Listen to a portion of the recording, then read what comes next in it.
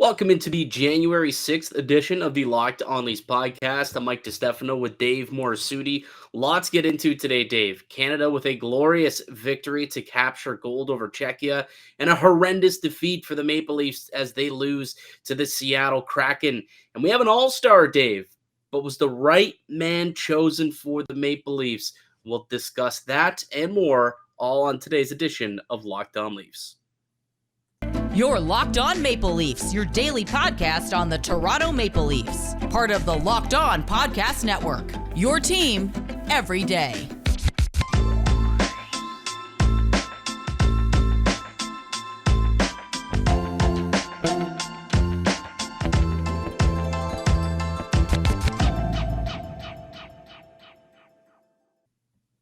Hello and welcome into the Locked On Leafs podcast, one-stop shop for all things Leafs. I'm your host, Mike DiStefano from TSN 1050 Toronto Radio, also known as Al's brother on TSN's Overdrive and TSN 1050's Leafs Lunch. Joining me, it's my co-host Dave Morisuti from Sportsnet, also a writer for the NHLPA.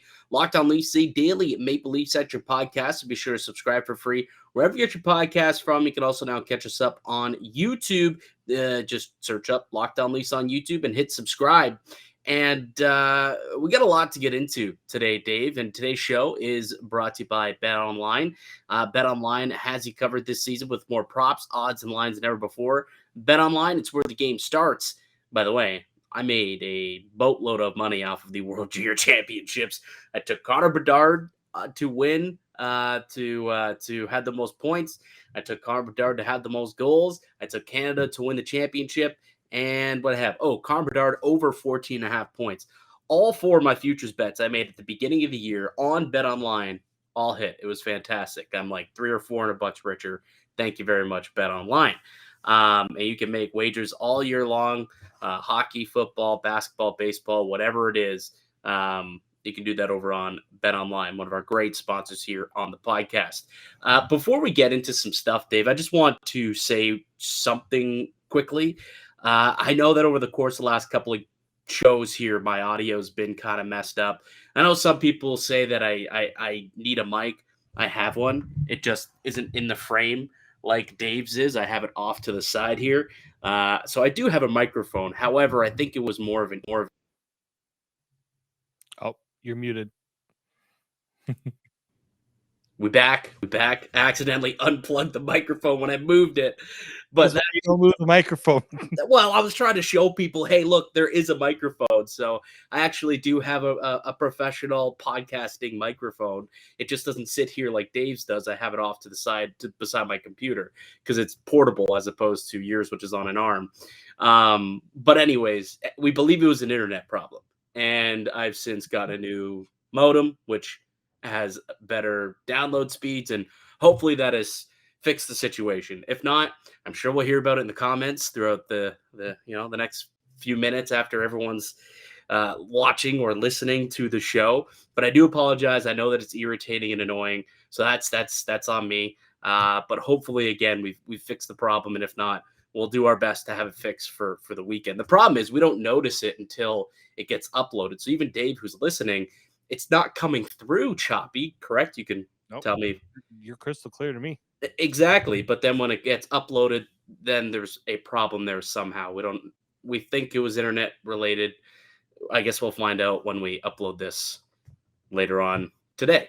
But we got a lot to get into. So why don't we just get right into it, Dave? Do we want to start with the good news or the bad news? The band? Do we just want? No, let's start with the good. You know what? Let's start with the good news. Yes. I scoured through my closet to find this. I hadn't been wearing any Canada gear throughout this tournament, and I said I got to do it for the podcast. So let's start off with the good news. Well, for those who are listening to the show, Dave's sporting a Team Canada hoodie right now. It's a very nice looking hoodie. I appreciate that because Canada defeated Czechia 3-2 in overtime to win the gold medal. Gave us all a little bit of a scare. Up 2-0 in the third period. Seemed like they were going to run away with it and, lock it down and win this thing in regulation. Then all of a sudden, one goal goes in, and the second goal goes in to tie it. They almost won it with like 13 seconds left. A wild scramble in front of the net. But luckily, it got cleared out by the defender. And Dylan Guenther plays hero in overtime for Canada. Just an outstanding tournament, like overall from start to finish. I think that a lot of credit goes to the Halifax crowd for how great they've been down there. We actually had one of our listeners, one of our supporters, one of our main contributors to our Discord channel, actually, who was at the game tonight, was supplying us with a video at the game. And apparently you somehow got them to the game because they were thanking you for some promo. Like, how did you get one of our listeners to this gold medal game? Okay, so back when the World Juniors were in Toronto, I had signed up to try to get tickets, not knowing that when I did that, my family decided to book a vacation. So I was I was on a cruise during the World Juniors. Like, go figure. The one time is in Toronto. Always, yeah. That was also the year Connor McDavid was in Toronto. So just a double whammy there. So I signed up for Hockey Canada emails. Every year you get Hockey Canada emails saying World Juniors are coming, like we're in Canada. Get a chance to go and get your tickets. I would get a bunch of these emails. At one point I was thinking about unsubscribing just because there were a lot of emails. I kept it. And then Brit M13, who as Mike said, is one of our top, I would say one of our top Discords in terms of, conversation, and there's a lot of them out there. Big time contributor. They were just like, anybody have a promo code to try to get the early bird tickets to the World Juniors? And I'm like, well, if it's kind of fun you mention it. I have like a million different emails. I'm sure one of them has a promo code for you. So I sent a screenshot with the promo code. I don't think not much longer. They're like, all right, secure tickets to the semifinal, the first semifinal game. We said likely not going to be that one if it's Canada. They never put Canada in the early one, and the final. And we're like, yeah, pretty good chance you're gonna be watching Canada in the gold medal game. And yeah, and this was, I'm gonna show a video because just to give you an idea of how good the seats they had for that game, I was so envious. So look at this. I'll play a little bit of the video so that you can just get a sense of.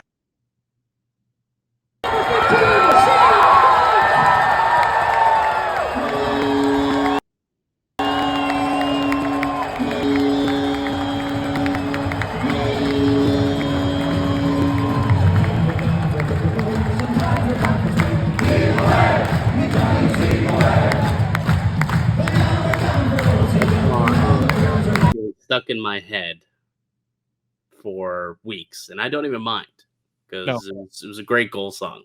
A lot of people suggesting mint. And for those years, just like I didn't mind Hey Baby, they still played Hey Baby during the medal ceremony. They did, but a lot of people suggesting that they should do Heave Away now as the Maple Leafs goal song. And I mentioned that in the Discord, if you were looking there, after Leaf games, at one point, I can't remember what year it was, Heave Away used to be the celebration song. Somebody told me, like 2014-ish, I think, like in that realm, like the Lean Kessel years, Bozak, JVR, like that era. There was they used Heave Away at some point after the post game wins. Yeah, you're right, but I mean, it also works as like things that get you going, get you clapping, bouncing, hips moving. Like the interactiveness of that song from the crowd, I think, is what kind of makes it really cool. And you heard it 3 times tonight. Dylan Guenther scored twice, and then Shane Wright, a beautiful goal on his birthday, was the second goal for the Canadians tonight. But clearly, Canada wouldn't have gotten to. Well, I guess they might have. They're still a pretty solid team, but the main driver of the bus for this team throughout the entire tournament was Connor Bedard. And he was just absolutely magical throughout the entire thing. Finishes with 9 goals, 23 points through 7 games. Just magical. I mean, for reference, if you want to take a look at some of the top draft eligible players who have played in that tournament, Sidney Crosby, 9 points. Austin Matthews, 11.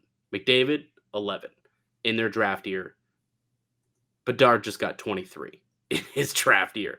It's incredible the tournament that this kid just put on. It's incredible. And then you look to like the players who were just above him. It was a Canadian record, obviously, but Forsberg, how unreal was Peter Forsberg in that tournament? I mean, a long time ago. That was before you and I were born, to be honest. Yeah, that's also true. And Marcus Naslund too. I didn't dawn on me that Marcus Naslund was up on that list too. Well, they were this. It was the same tournament. They just lit it up together at that tournament in '93, and I think it was a game against Germany. I was reading, or I had heard that Forsberg, 10 of his 31 points came in that one game alone. So he had a really dominant game against Germany, and then kind of coasted the rest of the way to that 31 point mark, which Bedard wasn't able to get to for a while. He was kind of on pace to flirt with it. Held off the score sheet tonight, though. I think for the first time in the entire tournament, held off the score sheet. So, other guys had to step up, and certainly they did, right? Like Dylan Guenther, a goal, 2 goals tonight, played overtime, hero. And then finally, Shane Wright has his Team Canada moment after being rather silent throughout the entire tournament. Yeah, I was a little surprised that Shane Wright was as quiet as he was, but I think what he also realized is he needed to play a specific role for Canada to just be successful in this tournament. Yeah, I mean, all 3 of the goals were scored by players who were coming from the NHL. Yeah. I think, and also, Brian Clark, who got the assist on the overtime winner, another NHL prospect. Yeah.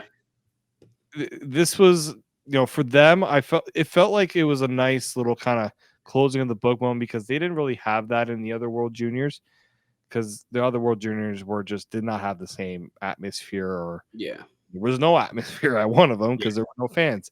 And then for Wright, it got canceled 2 games into his first tournament. Exactly. So it was nice that they kind of got that kind of that moment. I'm sure some of them hadn't played. I mean, Wright's been playing the NHL. I'm sure he hasn't played with a lot of these guys in a long time. So I'm sure he just did not want to give up that trophy either. He did. He stopped himself, hit the brakes hard. He was about to drop an F-bomb. I don't know if you were watching. I was watching his post-game interview with Kenzie Lalonde. He legitimately, he's about to say it's effing unbelievable. And he's like, if unbelievable, and like just caught himself at the nick of time. It was hilarious. But yeah, he what a way to celebrate your 19th birthday. And now he can go out and get absolutely gooned up in Halifax at the bars down there. And that's a good bar scene. That's a good bar scene in Halifax. And now 19 years old. But Mike, who can't get that? Well, I mean, I'm sure some bar will kind of wink. Yeah. Give him the green wristband. You ever seen those play where it's like the green wristband for the underagers? Like if they have, I remember one time actually I did that. I think I was 17 years old or something like that. And I went to go and see, this was before he got canceled and was a terrible human, but Sean Kingston was putting on a show in like St. Catharines. And I wanted to go. I think I was 16 or something. And so it was open to all ages, but 18 and under had to wear some green bracelet because it was literally at a bar called the Barracuda Pretty. And I had to put on a little green bracelet that showed that I was underage and couldn't be served. In my head, I'm thinking, like, I just need to rip this bracelet off. And, like, no one would know. But so maybe that's what Bedard will be up to tonight. Just rip the old bracelet off. Although people know who Connor Bedard is, I'm sure, at this point, especially in that tournament. Buying Connor Bedard drinks at that bar. I don't think. Yeah, exactly. But no, congratulations to Canada. Definitely a job well done.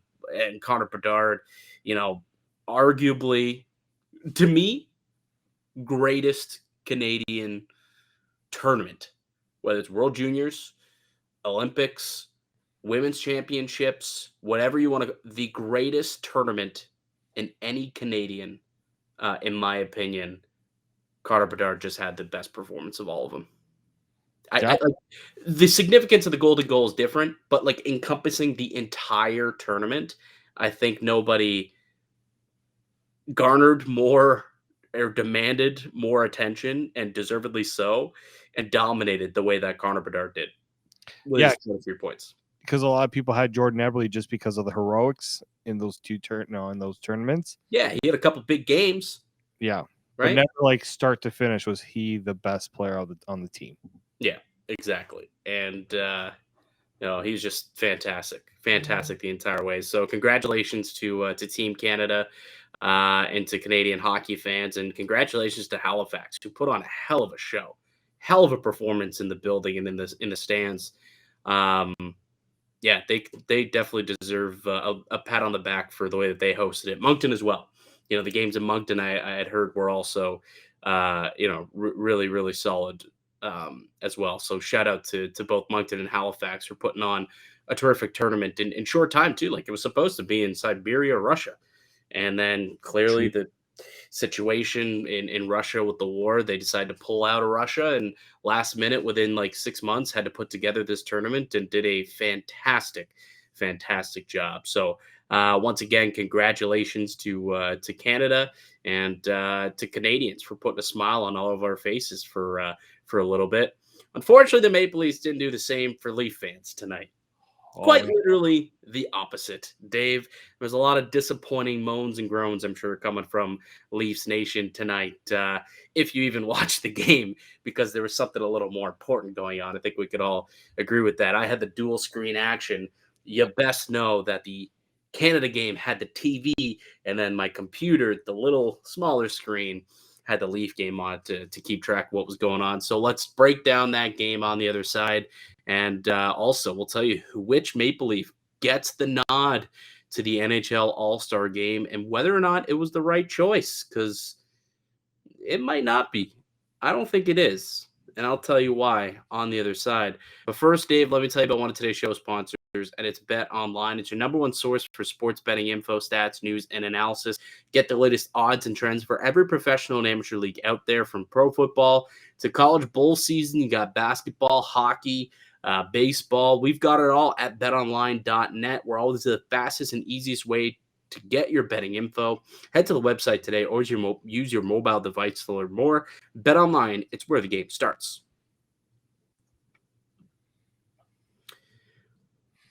Welcome back into the Locked On Leafs podcast. I'm Mike DiStefano. Got Dave Moore studio with me, my host here at Locked On Leafs. If you've made it this far, I really hope that the audio quality didn't have big hiccups through the first 15 or so minutes of the podcast, and we're smooth sailing here. If so, clearly we'd have found out by now, but hopefully it wasn't terrible. But the Leafs did play terrible tonight. 5-1, they lose to the Seattle Kraken. That's 2 games in a row now that they've allowed 5 goals. Each goalie has allowed 5 goals in their last start. Each goalie sub 900 save percentage in their last handful of starts here. Not what we were coming to expect through the first 2 months of the season. What'd you make of tonight's game, Dave? I mean, just a mess all over. After the first period, just all fell apart. The first period, phenomenal. And then second period, you're just like, what the heck happened? Legitimately, I have the exact number here. I wrote it down in my notes. Uh-oh. So they didn't allow a shot on goal in the first 11 minutes and 31 seconds of the hockey game. It took Seattle 11 minutes and 31 seconds of game time to register their first shot on net. They had one shot attempt in the first 10 minutes. So even just a shot attempt, it didn't land on goal, but it was a shot attempt in the first 10 minutes, and they were outshot. The Leafs outshot the Kraken, rather, 9-2 in the opening frame, and outplayed them in all perspectives. And it looked like, okay, the Leafs got it tonight. Things are going to go well. And then it all kind of came off the rails in the second period. They allowed 4 goals in the second period, just the second time all year that they've allowed 4, or I think actually it's the first time all year that they'd allowed 4 goals in one period of play, and they couldn't get it done in the third period as well. Just able to get the 1 goal that they had gotten to tie it at 1-1, and then just a few moments later it was 2-1, and then 3-1, 4-1, and then the third period made it 5-1 when Wenberg scored that goal. But not a not an overly great night for Matt Murray though either. And this is now a few starts in a row where we're kind of sitting here scratching our heads at this goaltending situation, which looks great, and we were all giving it praise pretty early on in the season.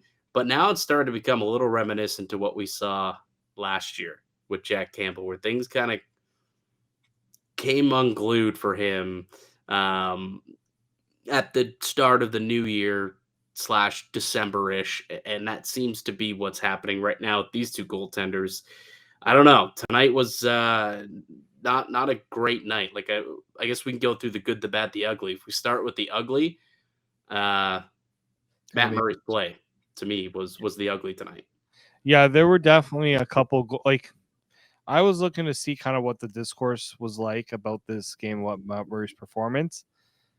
Like a couple of bounces, a couple of bad bounces. Yeah, but it wasn't like they were, it wasn't like they were, what Samsonov had in the last game, where a guy is like at the side of the net and it bounced off of him and in. Like these were like he had the view of the shot and it beat him. Like 3 of the goals, legitimately, I thought were easy, like should have been saved. Like the done goal. That was a weird one. Well, that was the 2-1 goal. Yeah. You got to have that. Like you get your glove on it and you just like missed it. And exactly. Glove hand that's kind of the book on Matt Murray. And that's kind of where he got beat tonight a few times too. So it's real interesting how for a while there it seemed like that wasn't an issue. And now all of a sudden it's like, okay, that glove hand is starting to become an issue again. It is. And, the Leafs didn't help him all that much in terms of, the play in front of him. But at the same time, they needed Matt Murray to bail them out a couple of times. And I like with Samsonov, it's more concerning. With Murray, I'll give him the benefit of the doubt that he can bounce back in the next game. Yeah. Seattle is also really good. Like, I don't think people realize how good Seattle is on the road. I was reading going into this game, they were the top scoring team on the road, 4.1 goals a game. Yeah, they're a good team, and they're a deep team too. Like they got a lot of guys who score. I think they had like 16 players with double-digit points, and they've got 4 Lions that score. That's the thing. They're just very deep. They don't have like a superstar. I think Matty Beniers is kind of turning into one. Not there yet, but they don't have a superstar. They just have a lot of quality players, and they're playing well. They got good goaltending tonight in Martin Jones, who kept them alive pretty early and capitalized on a few opportunities and got some bounces to go their way. And sometimes that's what you need to win hockey games. And that's kind of what Seattle got.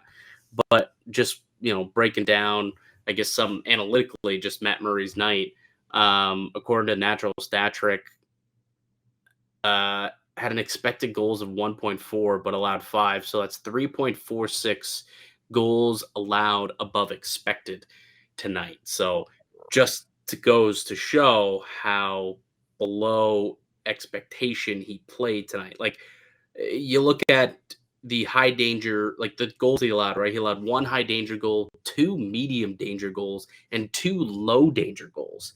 Like that doesn't happen.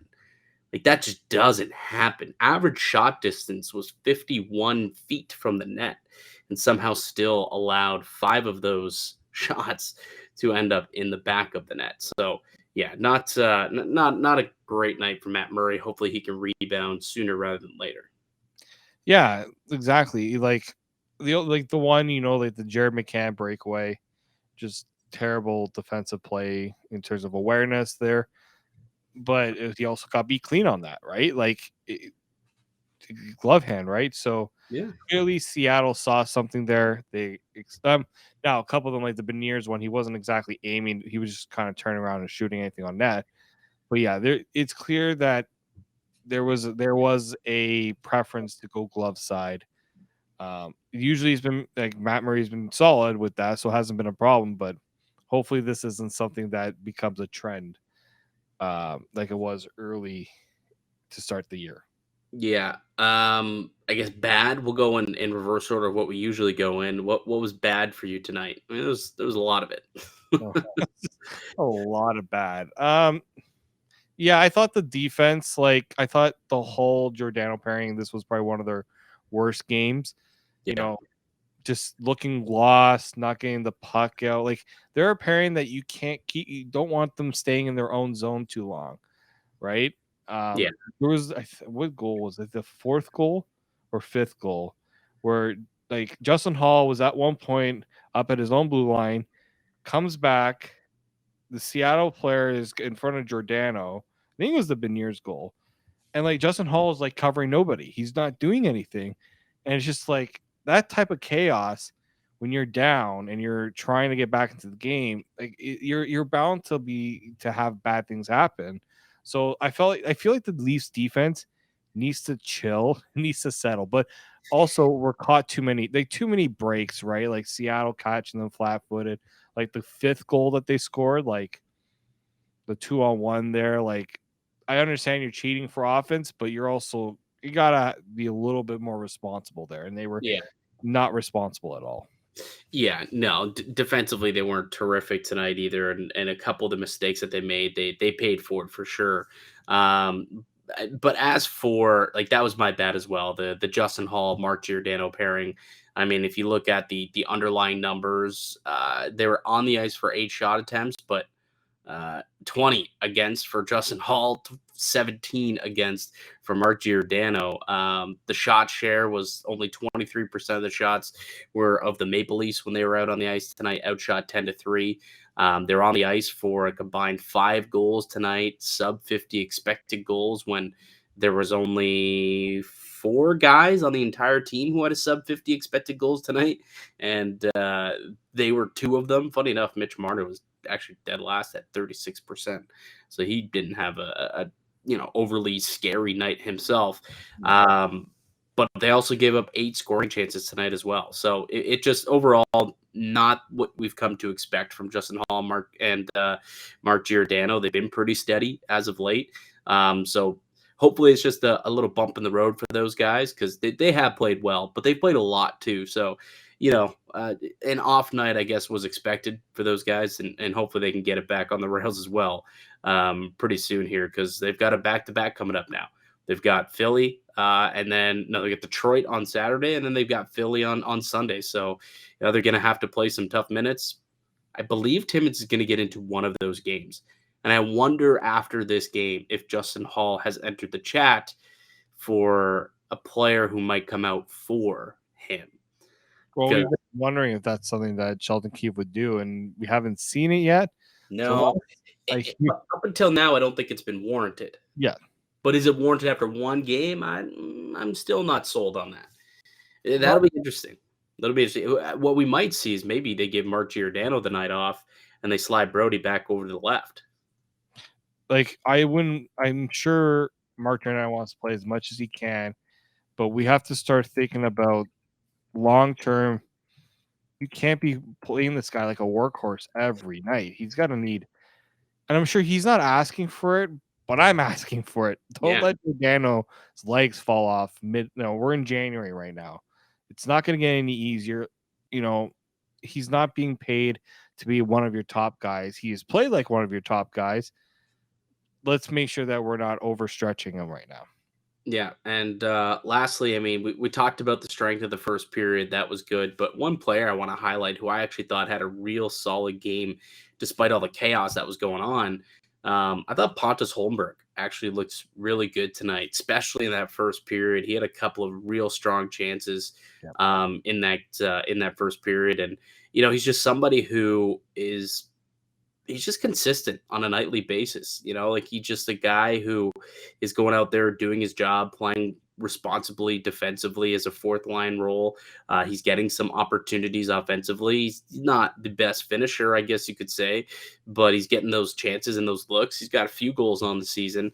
But I thought Holmberg deserved a little bit of a shout out for the way he played it.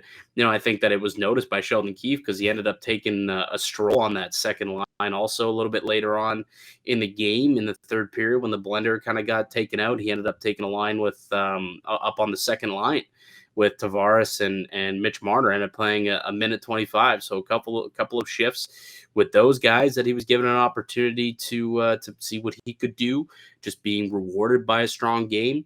And he was also given one shift with Nylander and Michael Bunting as well for about a minute. So I think that it was noticed by Keefe to try and just get him a couple extra shifts because he was playing well. So I did want to note that and give him a little tip of the cap on a solid game. Yeah, there was that pretty much the breakaway. I thought if he scored that, maybe it changes a little bit of that momentum for the Leafs. But yeah, he can. I like to see if there's an opportunity for him to see an increased role, in certain parts. I did like that Sheldon Keefe did do that for him tonight because I did think he deserved it. Yeah. All right, Dave. Let's take one more quick break. When we get back, we'll tell you which Maple Leaf was selected to the NHL All-Star Game and why it might be considered a controversial pick. We'll get to that in a moment, but first, a word from one of today's show sponsors. Yep, and it's another one of our favorites, and it's Built Bar. If you're looking for a delicious treat but don't want all the fat and calories, then you got to try a Built Bar. We just got through the holidays, and I know my goal is to try a little healthier this year. If you're like me where you want to eat healthier but don't want to compromise taste, then you just got to go and get Built Bar. You got to try it. It's healthy and actually tastes well. They're so delicious, you won't think they're good for you. And they're perfect for those who want to kick off the New Year's resolutions on the right note. What makes them so good? Well, for starters, they're covered in 100% real chocolate, and they come in unbelievable flavors like churro, peanut butter brownie, coconut almond. I personally have enjoyed the cookie dough. That's always a fan favorite right there.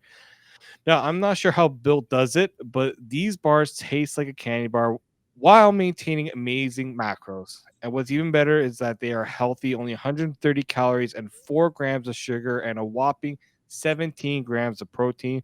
And now you don't need to wait around to get a box. For years, we've been talking about ordering Built bars at Built.com. Now you can get them at your local Walmart or Sam's Club. Not sure if that's the States, if that's Canada and the States, but it's worth checking over at your local Walmart. That's right. Head over there and see if you can pick up a 4-box of cookies and cream, double chocolate, or coconut puffs, and many other flavors. Now, make sure you go over to built.com if you want to also check out their incredible list of flavors. Or, as I said, if you're in the area and you're in a Sam's Club, go and grab a nice big 13-bar box and enjoy Built Bar, because we certainly do over here at Locked On Leafs. Welcome back into the Locked On Leafs podcast. I'm Mike DiStefano with Dave Morisuti. In between all the madness of the Maple Leafs just crap in the bed and Canada coming out victorious, winning a gold medal, the NHL also released the initial 32 All-Stars this season. So each of the team representatives were announced today. And for the Toronto Maple Leafs, the representative chosen was Mitch Marner. Did this surprise you at all? Or do you think that Mitch Marner is the correct pick? And did you expect this to be the selection? I expected it to be the selection. I know who you're probably thinking of that should have been the selection. Like, there's also a bit of a popularity here, right? But here's these 32, like these ones selected by the NHL, are selected by the National Hockey League. Yeah. There's a fan vote, which people can go and vote other players in, which I'm sure Leaf fans will probably get pretty active, and we'll try and vote in a Matthews and a Nylander. But I think the NHL should be able to select the correct players. Like, they should not worry about the popularity contest, because that's what the fan votes for, and pick the right guys. And to me, William Nylander has been the most consistent player for the Maple Leafs. He leads the team in goals. He leads the team in points. I mean, what more does this guy have to do to prove that he should have been the Leafs representative as the All-Star? I think if Leafs Nation will hear our pleas, let William Nylander know just how much you appreciate him and vote him in as a fan vote. And then Nylander to the All-Star game. Yeah, because look, Mitch Marner, if he gets to the All-Star, I mean, well, he will be one of the selections. I have no problem with that. I think it would be very deserving for Mitch Marner. He's played very well this year. But yes, it'd be nice if William Nylander got there because he hasn't, right? Like we haven't seen Willie at an All-Star game. I would actually like to see Willie at an All-Star game because I think he would actually be very great. Um, I would like to see him get there, and there's It'd be fun because it's 3-on-3, and he's a electric player. And when he gets the puck, he's got speed, and now he's integrating some of that power as well. He's just a fun player to watch, and I feel like he would really like he's born to play these high level all-star games. Like he's just got swag. And I want to see him at this tournament or at this weekend. Like he'd be fun to see also in like some of the skills competitions. Like how would he fare in some of the skills comps? Oh yeah, I think he would probably do the skating one. That would be the one. If I had to choose him for one of them, probably would be the fastest skater accuracy shot. I think that would be a good one for him. Maybe I think it'd be a shooting one. If I had to guess, I would probably put him in. Yeah, maybe accuracy. Um, maybe a passing one potentially. There's a few different ones that I think he could do. The thing is, they have different events every year, and I don't believe the announcement of the events has been posted yet. Like the which new events they're doing this year that they haven't done in the past, or which ones they're bringing back, or however they may do it this season. But there's some stuff that I bet you he'd be able to do, and be up there at the end of the event as one of the top guys. Do you want to go over the rest of the teams, I suppose? Yeah, I have the lists here. Do you want to start, I guess, with the East? Sure. So we're starting with the East because I'm the one selecting it. Yeah. So here's the players that made it for the East. So it was one representative chosen by the NHL for each team. So the Boston Bruins, Linus Ullmark makes it for the Bruins. That makes a lot of sense Yep. for many, many reasons. The guy's been unbelievable, leading in every single goaltending statistic, and is the front runner right now for the Vezina, bar none. Tage Thompson, who we've talked about a lot on this podcast as well, as being an unbelievable pure goal scorer and playmaker, and he's turning into a real superstar. He's just two back of McDavid for the NHL goal lead. So it's no secret, or it's no surprise to me that he made it for the Buffalo Sabres. Dylan Larkin gets the nod for the Detroit Red Wings. Matthew Tkachuk getting it for the Florida Panthers in his first season down there, which is pretty sweet considering that Brady Tkachuk got in for the Ottawa Senators. So I have both Tkachuk brothers down in actually, where is it? It's in Nashville, right? Nope, Nashville? it was in Florida. Florida. Okay, so it's in Florida. So Matty Tkachuk is going to be right there at home, and he'll have brother Brady with him. Nick Suzuki gets the nod for the Montreal Canadiens. Nikita Kucherov for the Tampa Bay Lightning, and then obviously Mitch Marner gets the spot for the Maple Leafs. So there are three selections still to be made by a fan vote. So you can go and you can vote now on NHL.com. You can vote, I believe, on Twitter as well. Hashtag NHL fan vote. So it's two more skaters and one more goaltender.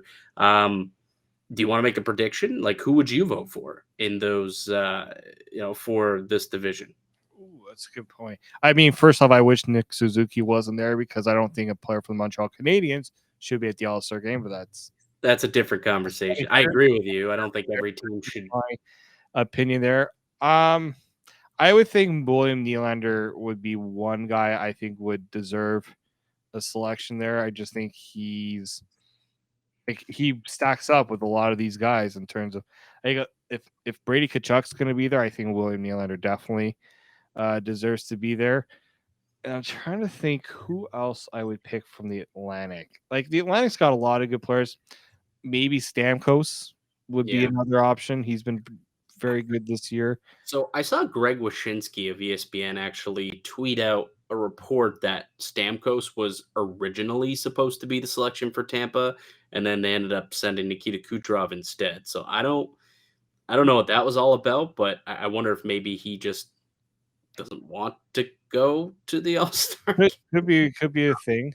Maybe Pasternak would be also a good choice. And 50 Yeah. points in 37 games. I think I would probably say Pasternak would be my top choice just based on, how he's been really good this year. So Willie, Pasta, and then as for a goaltender, I mean, you're probably it's got to be Vasilevsky. I don't think there's another goalie that's even in the conversation. Yeah, I'm just trying to think. I mean, Buffalo, it's got nobody. Florida, it's got nobody. Detroit's got nobody. Montreal, I mean, like Matt Murray might be next up, might be the closest. It would be Vasilevsky, then it would be like Matt Murray if you're gonna give the rankings there. Maybe Jeremy Swayman. like I feel like Boston might have two of the first three selections and then Matt Murray. Like that's like I'm not even kidding. That might be it there. For me though, I think Vasilevsky's the goaltender. I think William Nylander is a good choice. I struggle with my second one because Pasternak I was thinking about, but then I looked at the team and I'm like, there's not a single defenseman on this team. Not one, which would be bizarre to not have a single blue liner. So I think Rasmus Dahlin would be the next selection that might make some sense. He's having an unbelievable season in Buffalo, potentially Norris caliber. So I think I'm going to roll with Rasmus Dahlin strictly because I find it hard to believe that there wouldn't be a single defenseman on a team at an NHL All-Star game. That would just be ridiculous. Just flat out stupid.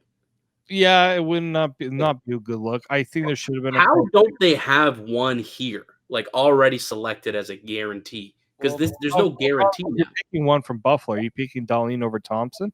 Unfortunately, not. I get that, but I mean, it's more so just it's gimmicky if you don't have a blue liner. Like if you don't have a defenseman on because you're taking you have to give every team a representative. That's the other problem. So take Mo Sider instead of Dylan Larkin. That could also work too. Yes. There you go. Problem solved. All right. You want to move over to the Metro before we go over for an hour? Yeah. All right. You got it? Or I'm going to do it? Yeah, you can do this one if you want. All right. So the Metro Division, we have Andrei Svechnikov from the Carolina Hurricanes. We have Johnny Gaudreau from the powerhouse Columbus Blue Jackets.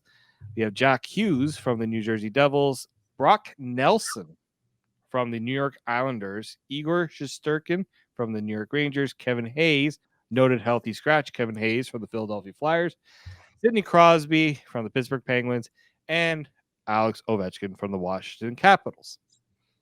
I want to call this one Team Gong Show. Why is that?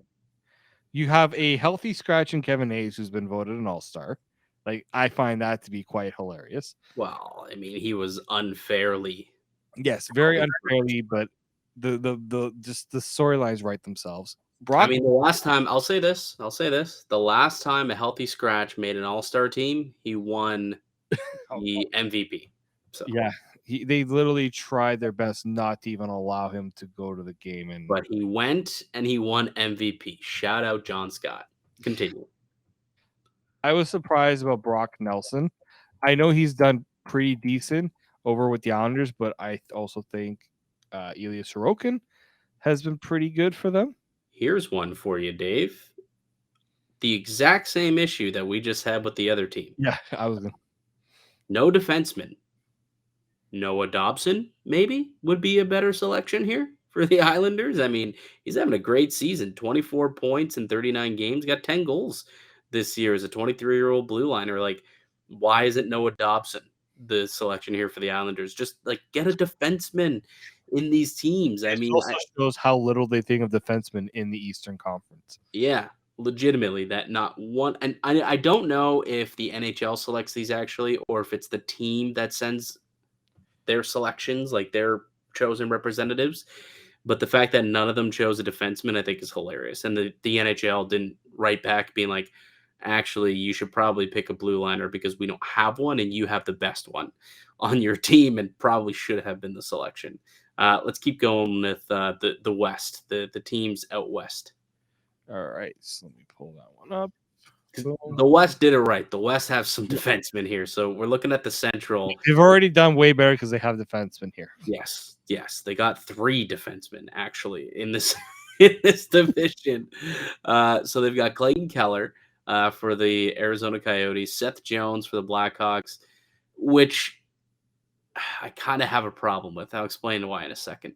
Cale Makar for the Colorado Avalanche, Jason Robertson from the Stars, Kirill Kaprizov for the Minnesota Wild, UC Saros is the goaltender for Central Division with the Nashville Predators, Vladimir Tarasenko, who's injured, and I don't know if he'll be ready to go for the All-Star game. But anyway, for a month.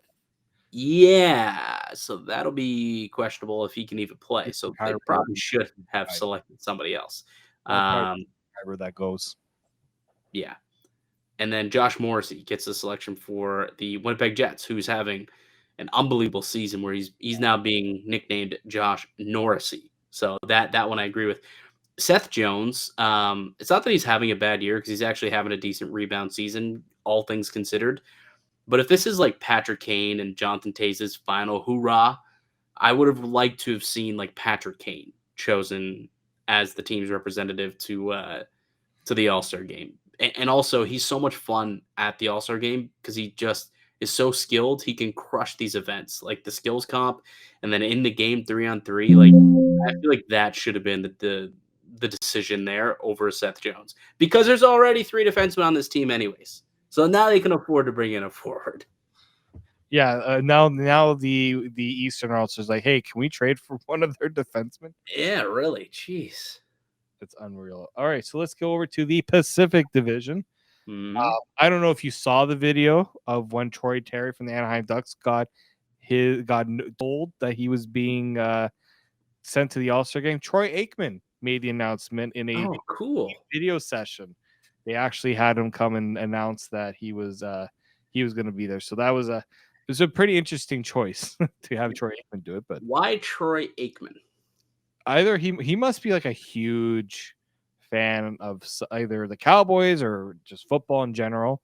Like if it was Jason Robertson, okay, I could see that. A Dallas sports legend telling another Dallas sports legend. Sure. But like the only, I guess what, because they're both named Troy? I hope that's not the reason. But anyway, it was quite nice. He did the video was done quite nice. We'll have to find out the reasoning behind that. Then you have Nazem Kadri from the Calgary Flames. Not too surprised about that one. Myself thought he's been doing quite well over in Calgary. Connor McDavid, that's a boring pick. We knew that was happening. Yeah. Kevin Fiala from the LA Kings. I like that pick. Yeah, he's having an excellent year. He's kind of taken advantage of the Wild making some very dumb cap decisions. I have 19 Young Guns rookie cards of Kevin Fiala. Yeah, you've been wanting to mention that for a while. Yeah. Well, when he was traded, when he got traded to Nashville, or no, when he got traded to Minnesota from Nashville, I loaded up on this guy's rookie cards because I was like, this guy's going to be a phenom, 30 goal scorer every single season. And I was right. Let's go. So if anyone wants a Kevin Fiala rookie card, hit me up in the DMs or in the comments down below because I got a lot of them. So I could trade. Hey, if you're a Locked On Leafs subscriber, you get a bit of a discount. How about that? Yeah, absolutely you do. Erik Karlsson from the San Jose Sharks. Again, not too surprising. Matty Beniers from the Seattle Kraken. He had a goal against the Leafs in this one, so he got to celebrate that selection with a goal. Elias Pettersson? I always get confused of how they like to say their names. Elias Pettersson. Yeah. Elias Pettersson. From the Vancouver Canucks, who had to send somebody, I guess. And whoa. That's a shot at the Canucks, not at Elias Pettersson. No, it's not that. It's like you had to send somebody. Bo Horvat has like 27 goals. I know, actually, when you think about that, probably should have been Bo Horvat that went. That's what I'm saying. Like, I just said something. I'm like, there's actually two solid picks that they could have had there. I think Horvat might get the fan vote I and think end up there. But Pedersen, I think Pedersen's deserving actually, low key, of the selection. But Bo Horvat, I mean, this isn't Nick Suzuki and Dylan Larkin. These two deserve to be at this game so. here. This isn't Leo Komarov here, guy. All right, I know Leo this was Komarov. me making more of a dig at the Canucks than it was at Bo Horvat and Elias Pettersson. No, you just hate Swedes. I don't hate Swedes. Hey, dude. First, Leo Komarov, and I've heard you talk badly about him. It's And almost now not even Elias Swedes. Pettersson. You can't even give me that one. I'm just kidding, buddy. I know Mainly because I don't want anyone to think that I'm serious and start calling you a Swede hater. Because exactly. although you've spoken very ill about Rasmus Dahlin in the past, but He's turned it around a little bit. I will give him that. He wasn't voted an All-Star either, unfortunately.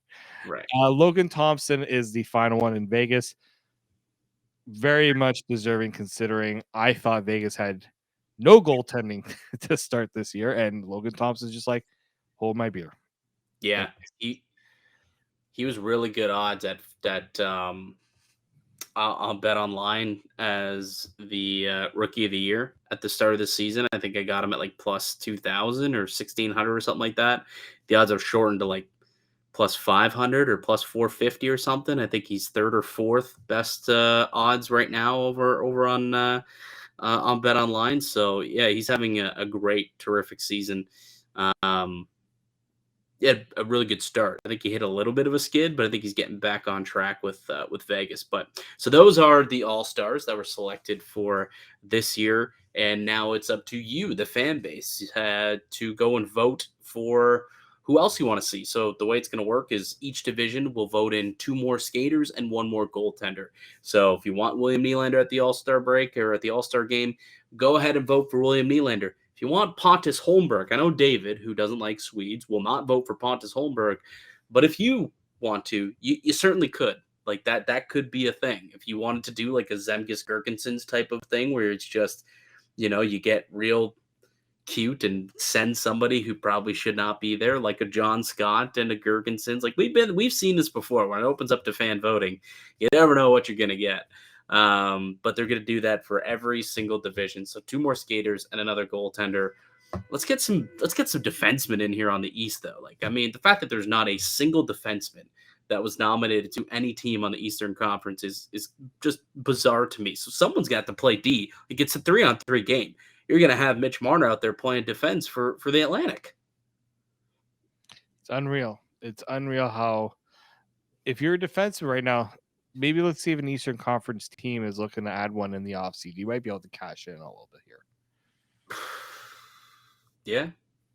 Yeah. Like the West I'm gonna talk to my boy, friend of the show, Frank Corrado, and see how he feels about the slander that Eastern Conference defensemen are getting here. The shaft. They're getting shafted. And I will not stand for this. I was a defenseman back in my playing days, and I will not stand for this. I was definitely not all-star quality. I was more of the defensive defenseman, let's say. But I will not stand for this. Anyways, I think we'll leave it there, David. We will leave it there. It was a fun show, though. It was a good show, despite the Leafs loss tonight. At least Canada 1 goal to put a smile on our faces, and we got some pretty cool news about the NHL All-Star Game and got to kind of break that down a little bit. But that'll do it for us here today on the podcast. I'd like to thank you all for listening and supporting the show. You can subscribe to the Locked On Leafs podcast on all podcast platforms and receive daily Leafs content. Follow myself on Twitter at Mickey_Canuck. Follow Dave at D_Morisuti. Follow the show as well at Locked On Leafs, and you can go and subscribe to the show on YouTube. Still only 50% of our viewership are subscribers. So there's a whole bunch of y'all who haven't hit that little button that takes 1 second. Boop. That's it. 1 second. Help us get to our goal of 5,000. And we're going to do a giveaway once we get to 5,000. We'll figure out what it is as we get close to it. But at 5K subscribers, Locked On Leafs is doing another giveaway. Last time we gave away a Matthews jersey. So who knows what we're going to give away this time at the 5K mark. But we can only get there if y'all sub up. So hopefully you've lasted this long to know that. Maybe we'll say that much earlier in the podcast next time. Yeah. But that's our goal. That's our goal, and we don't mind incentivizing you to subscribe either. We'll do that. All right, we're back with another episode for you guys on Monday. There are 2 more games this weekend, by the way. You got the Flyers and the Detroit Red Wings, a little back-to-back. You got Detroit actually first, and then the Flyers on the Sunday. So lots of hockey this weekend for us to break down on Monday. Next time we talk with y'all. Until then, keep it locked right here on Locked On Leafs.